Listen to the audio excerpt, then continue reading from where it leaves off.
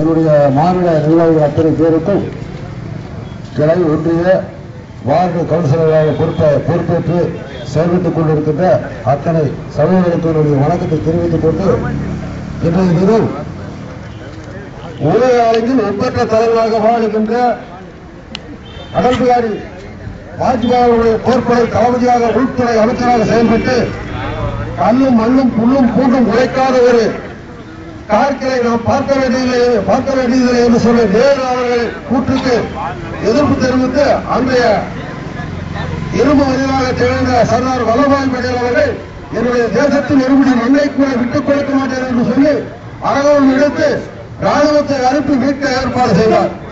ஆனால் அந்த கார்கில் யுத்தம் இந்திய தேசத்தில் வந்த பொழுது வாஜ்பாய் அவர்களுடைய போர்ப்படை தளபதியாக இருந்து அந்த கார்களை மீட்ட கரமாக இருந்த உலக நாட்டிலே இருக்கிற தலைவர்களிலே பெயர் சொல்லக்கூடிய தலைவர்களை சிலராகத்தான் இருக்க முடியும்.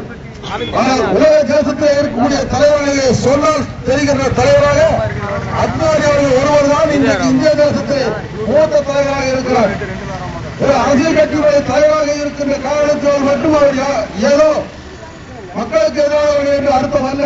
இந்த தேசத்தினுடைய நலனை, இந்த தேசத்தினுடைய தன்மானத்தை, இந்த தேசத்தினுடைய எழுச்சியை வாழ்விப்பதற்காகவே தன்னுடைய காலம் முழுவதும் மக்களுக்காக அர்ப்பணித்து அரசியல் பணியிலே இறங்கி வெளிநாட்டிலே இருக்கின்ற ஊழல் செய்து உழைத்து வைக்கப்பட்டிருக்கின்ற அந்த கருப்பு பணத்தை இந்திய தேசத்திற்கு கொண்டு வர வேண்டும்.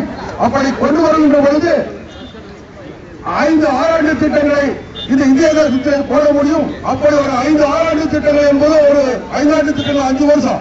அந்த 6 ஆண்டு திட்டங்களிலே இந்த பள்ளிக்கு செல்கின்ற மாணவர்களுக்கு ஸ்கூல் பஸ் கட்ட வேண்டியதில்லை, கரண்ட் பில் கட்ட வேண்டியதில்லை.